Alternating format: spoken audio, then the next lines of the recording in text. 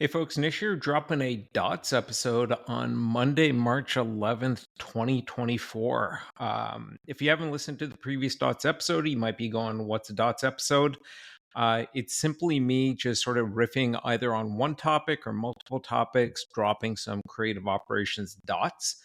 As I go through it, I might connect some of these dots. I might leave some of them hanging as something to revisit in the future on another dots episode, or maybe with a guest on an upcoming episode.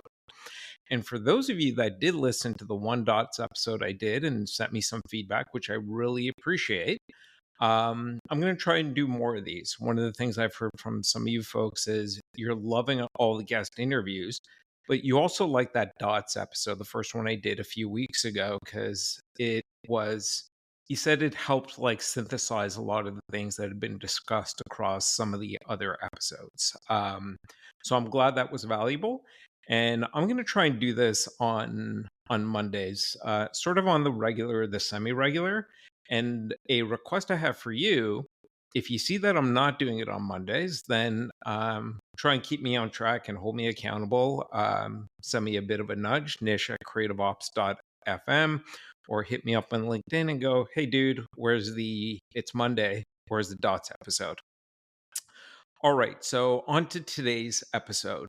Today's not going to be multiple topics, it's one topic. And it's in response to that episode that we released a couple of weeks ago with Amy Tesh Strickland, talking about where should creative operations be located on the org chart. So if you haven't listened to that episode, I'd encourage you to put pause on this one, go and listen to that, and then come back. But as a quick recap on that episode, Amy's point of view is that creative operations should sit within the marketing operations function, that part of the org chart.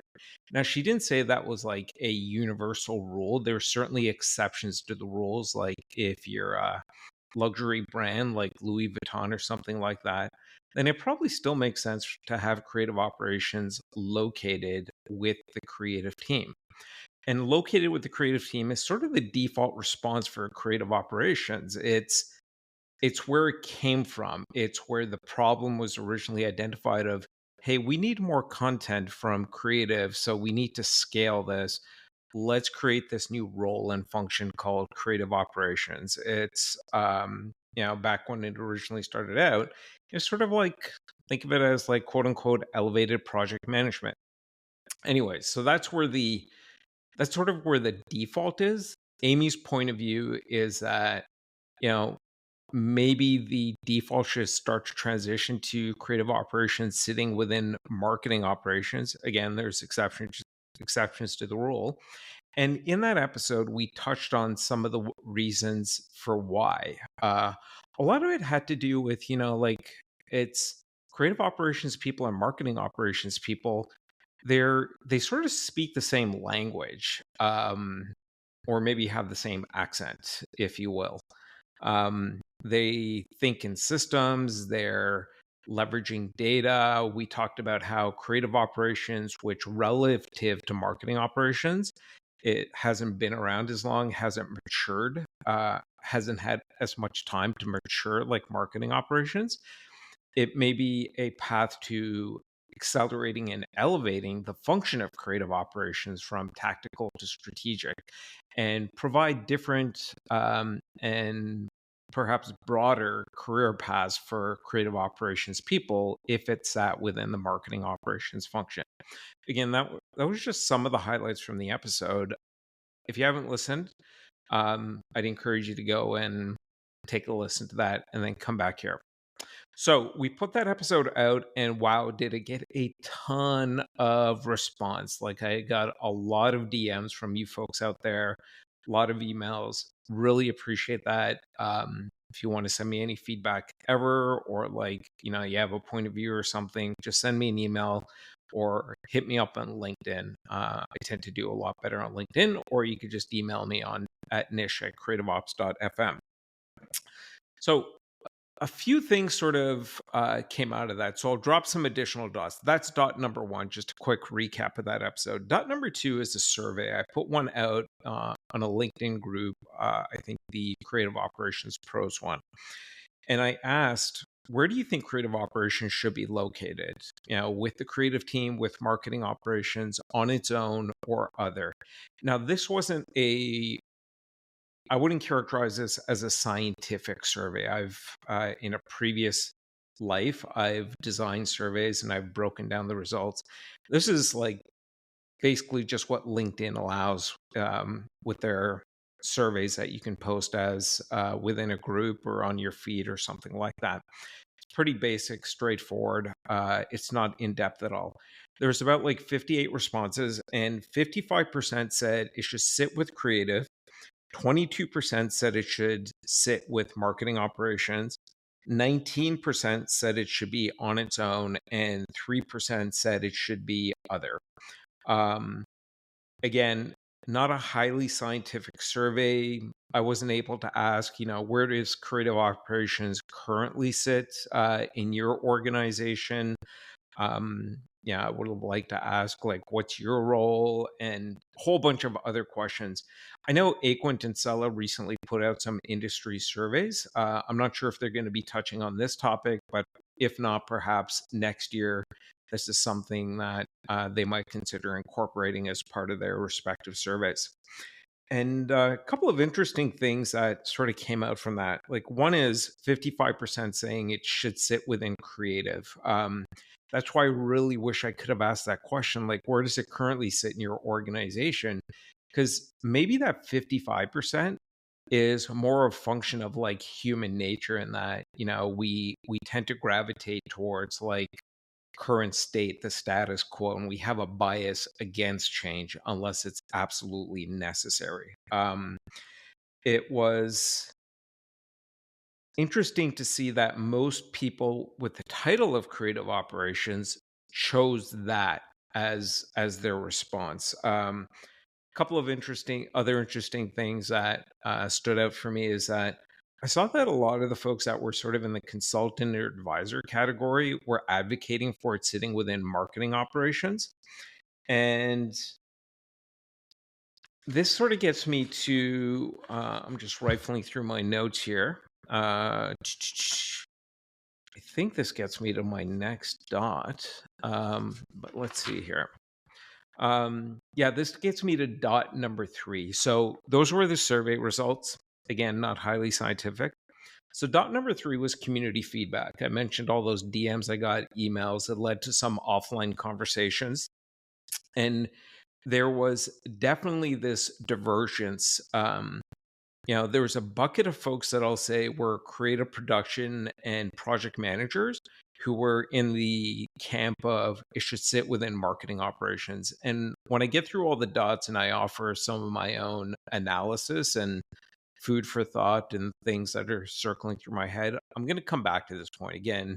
Creative production people and project managers, self identified creative production people and project managers, were in the camp of put it in marketing operations. The creative ops people were in the camp of it should be with creative or on its own. And then dot number 4 was, since Amy put her stake in the ground saying, I think creative operations should sit within marketing operations for the most part. Again, there's always exceptions to any rule.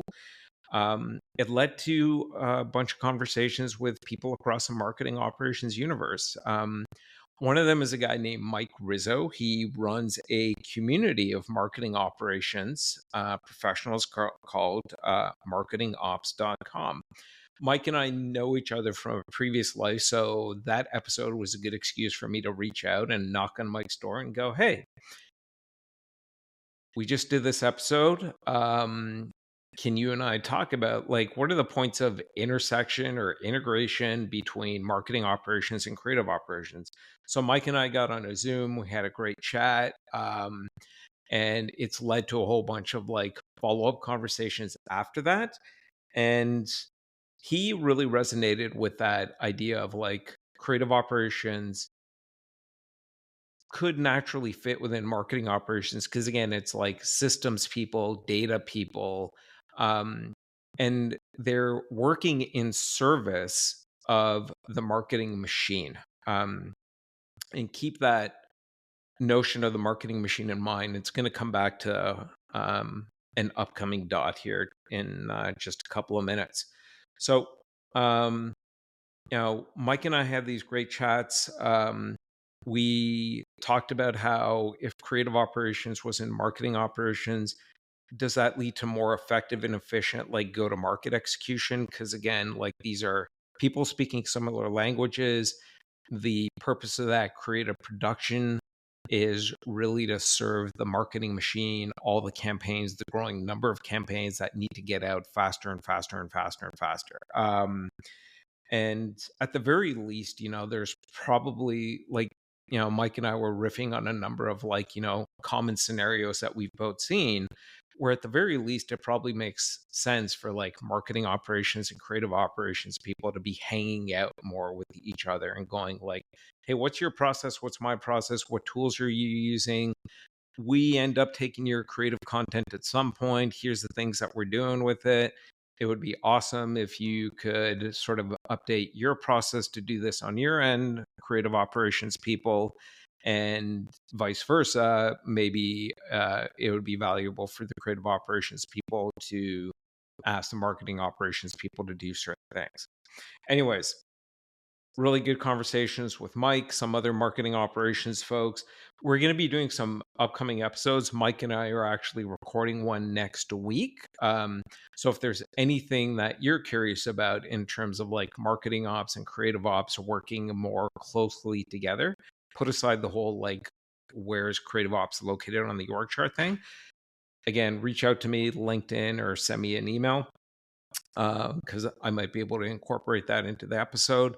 And there's going to be other sort of crossover episodes that we're going to do featuring both creative operations and marketing operations people in the coming months. But the first one we're going to be doing is with Mike, who runs this 1,000+ community of marketing operations professionals. And I think that'll be a good continuation of this discussion. Actually, it's a reminder to myself before I wrap up today. I want to talk about why I think this topic is something that I'm going to be talking more about and we should be talking more about as in the creative operations community. So we're talking about like marketing operations and creative operations at the very least, spending more time with each other and getting to know each other and, hanging out at the virtual operations water cooler if you're not back in office. And that leads me to the next dot. I think this is dot number 5. Sort of this idea I've been thinking about of like the ops hacker or operations hacker. We've long like been familiar with this term of like growth hackers, this type of marketer that's sort of got this Swiss Army knife of skills. They're part like product builder, part like copywriter, part technologist. They can do a whole bunch of things and really move quickly in executing on ideas and go to market initiatives and things like that. And I recently recorded an episode with Bethany Thornton, who's coming off a year-long sabbatical after leading creative operations at Atlassian, one of the biggest software companies around. And on that episode, Bethany was talking about like one of the things she did when she was at Atlassian, which I thought was really smart, is even though there was no formal relationship between different functions like revenue slash sales and marketing and creative and things like that, like there was obviously like informal relationships. She started to see like, oh, there's a revenue operations person, a marketing operations person, and now I'm the creative operations person.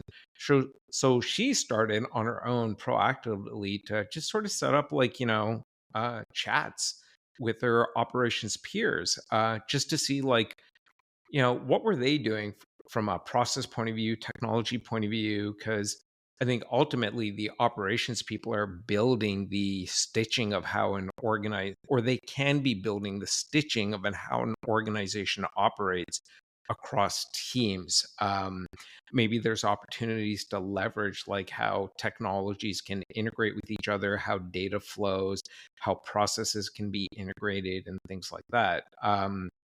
And it sort of just made me think of this idea of an ops hacker and sort of combined with something I've talked about in a couple of episodes, like the AI X factor. One of the things I've been super curious about, and I've been spending a lot of my offline time thinking about and talking to others about, is that how AI is going to start to, I think, create more blurriness across the org chart. It's going to start to blend processes and roles and I think even the technologies that we're using in different functions, because technology ultimately is, you know, should be about enabling teams to work together, whether it's within an individual function or I think increasingly as AI makes its presence felt across functions in an organization.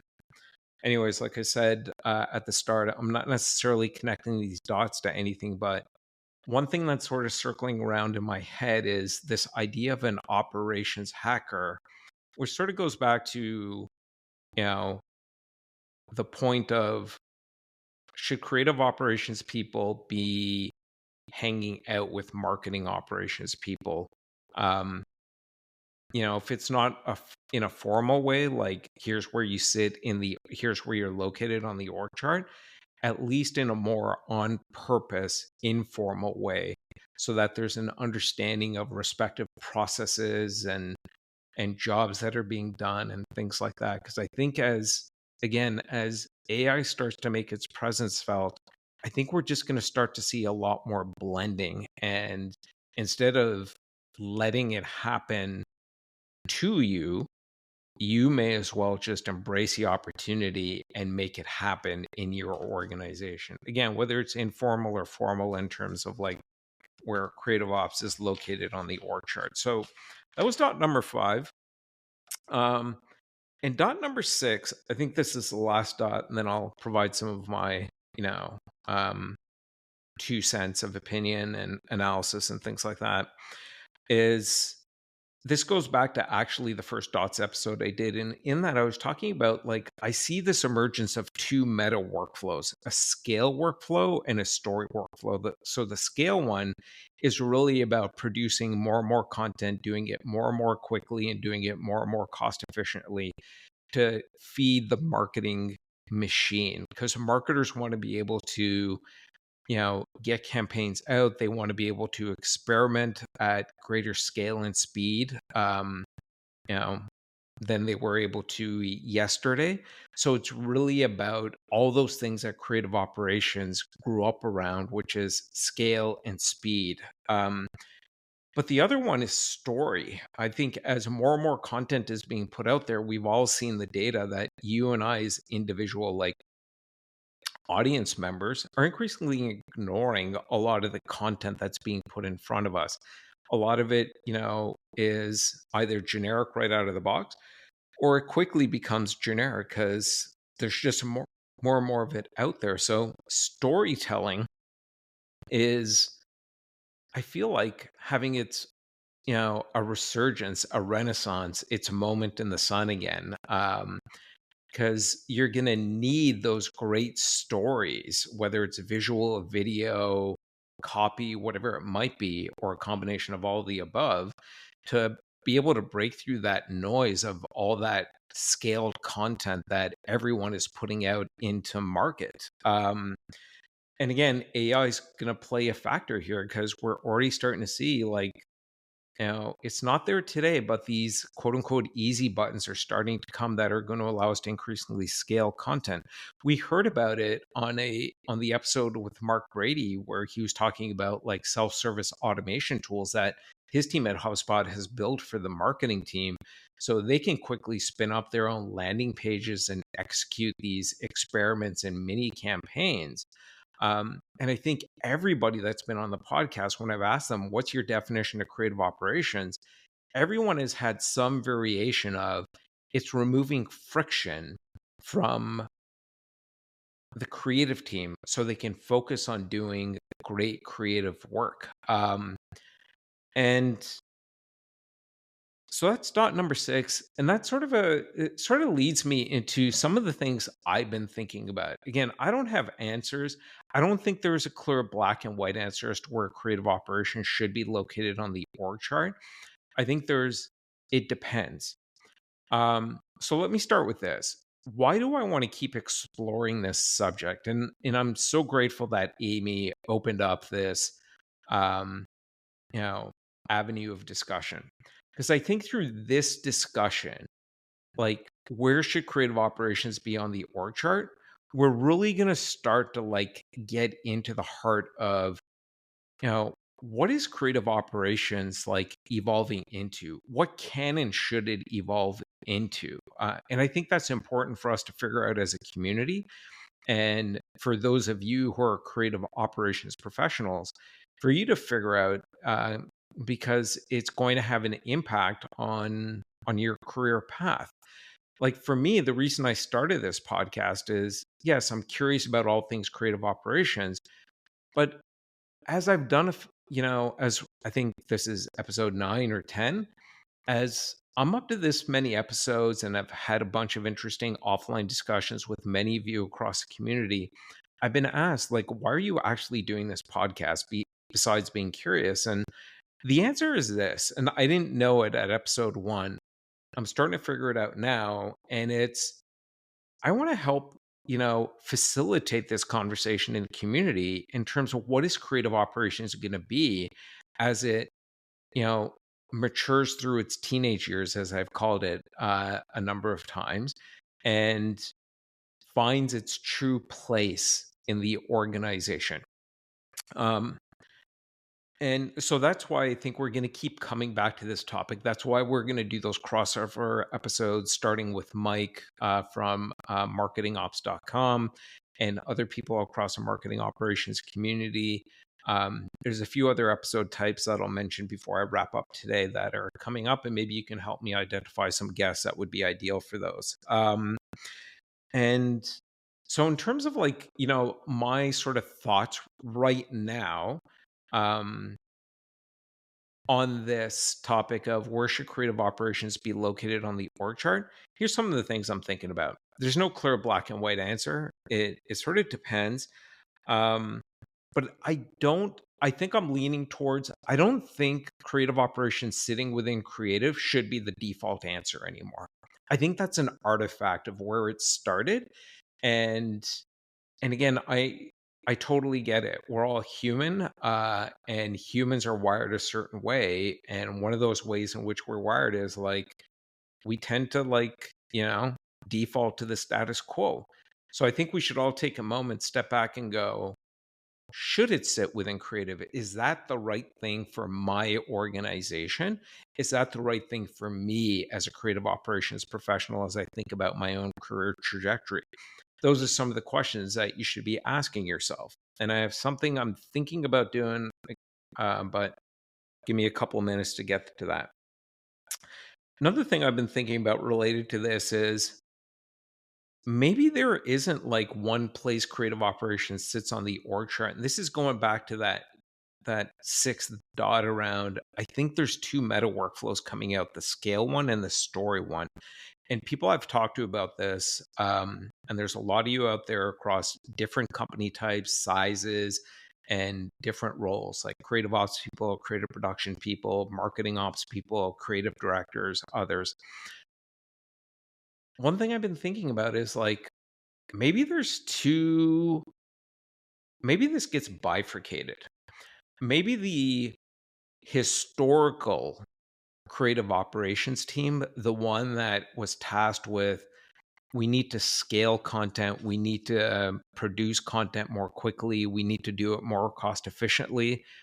That challenge or problem set seems rooted in solutions around self-service automation, i.e. systems, around leveraging data, um, and just other sort of systems thinking. Maybe that scale of content should sit within marketing operations. There's alignment with the way marketing ops and those scale and speed creative ops people think. Um, the types of tools or the um, yeah, the tools they rely on, like systems, reports, analyzing the data, and things like that. That seems to naturally go together. And then as story becomes increasingly important to break through that noise of all that scaled content that every brand is putting out into the market. Maybe that's a different type of creative operations role that really sits with the creative team as the as sort of like the partner to the creative director, almost like their chief operating officer, and helping create the space, removing that friction so that the big creative brains can do that blank canvas thinking and ideation and creation. And and I know you're probably thinking, oh, so you think there should be two creative operations people? We have a hard enough time justifying our company like creating and funding a role for one creative operations person. I'm just thinking out loud here, but I'm thinking about like what's best for the organization. And also, like, how do you then naturally sort of align different types of creative talent, not just in the right locations, but against the right sort of objectives and outcomes that they're tasked with? I think there's a certain type of creative that is really good about thinking about like how do we scale creative like through templates and self-service systems and things like that, and partnering with technologists like Mark Brady to build out those capabilities. And that doesn't mean they're less creative than the other folks. It's a different sort of creative, and it's incredibly valuable, as many of you experienced in your own organizations as you've leveraged templates and self-service systems. And then there's a second type of creative, the one that sits within the creative organization to do that blank canvas thinking, that ideation, where, somebody may come along where their creative brief is nothing more than, I want to evoke emotion X in the audience. Go forth and imagine and create. That's a different sort of creative. No better or worse than the scale creative, just different. And maybe we need to even start to use different terminology. Like we have scale creatives and story creatives. And the scale creatives belong in the marketing operations organization. That's where there's probably going to be the best alignment. Because again, it's systems thinking, it's leveraging data, it's making sure that an organization's brand is able to scale through those systems and templates that are getting built out. And then you've got your story creatives. So those are just some of the things I'm thinking about. And I would love to hear your feedback on it. Drop me a line, nish at creativeops.fm, or hit me up on LinkedIn. What am I going to do next around this topic? So, as I mentioned, this is a topic I'm going to keep coming back to. I think it's just rich for discussion, debate, disagreement, which I've already heard some of from you folks in the community, which I love because disagreement to me is there is something here to explore, to dig into, to like peel apart, and let's like just pull all the Lego blocks apart and throw them on the floor. I know that's every parent's nightmare. And then figure out how to put them back together into whatever creative operations needs to evolve into to achieve its full potential and create the most opportunity for creative operations professionals and creatives out there, especially as like so many things are changing in the across the landscape today. So we're going to have more conversations. The one with Mike Rizzo coming up, more marketing operations people. I want to start doing more episodes with like creative directors and creative operations people. So if you or somebody that's got a really good like creative director and creative operations tandem, let me know. I would love to do an episode with any of you that have like had discussions internally after listening to that episode with Amy, between yourself, your marketing operations team, your creative team.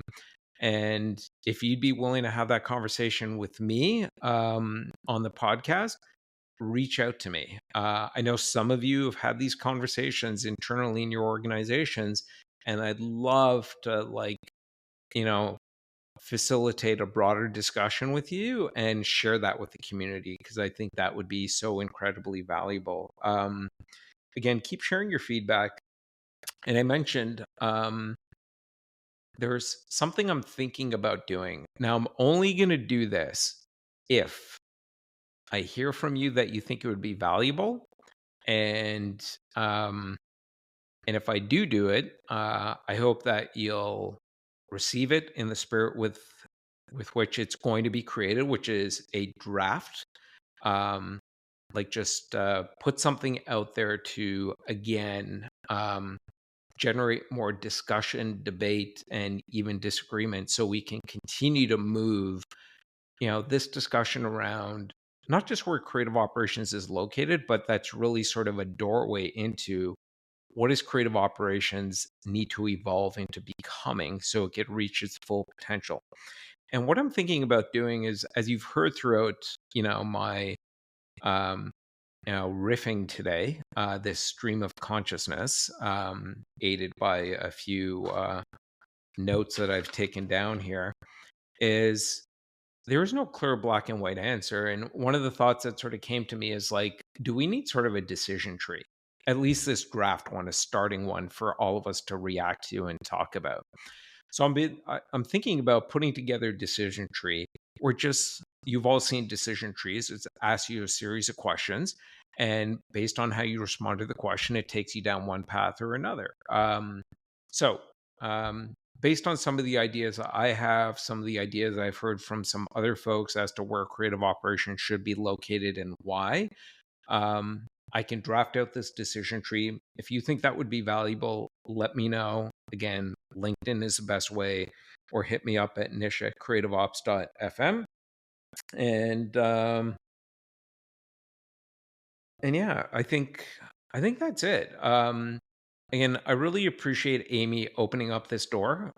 Some might say Pandora's box, but I say bring it. I think this is a really good topic, and I want to dig into this. And based on the feedback I've heard from you, I think the community wants to dig into this. I think everybody sort of gets this is the door. This is one of the doorways to figuring out what creative operations needs to evolve into becoming. So let me know about the decision tree. If you got any feedback on today's episode, either in terms of the content or just sort of the way I do this is like totally unedited. I basically just hit record and start talking, and you can see me or hear me umming and ahhing a little bit more than usual. There's no editing on this. There's no intro or outro music or any of that jazz. It's just purely me riffing. And I would love to riff with any one of you. I've really enjoyed the conversations I've had with so many people across the community over the last few months, and I get so much out of that, and I really want to keep that going. Anyways, hope you're having an awesome day. Hope this has got your some of your neurons and synapses firing, and I hope to hear from some of you. Take care.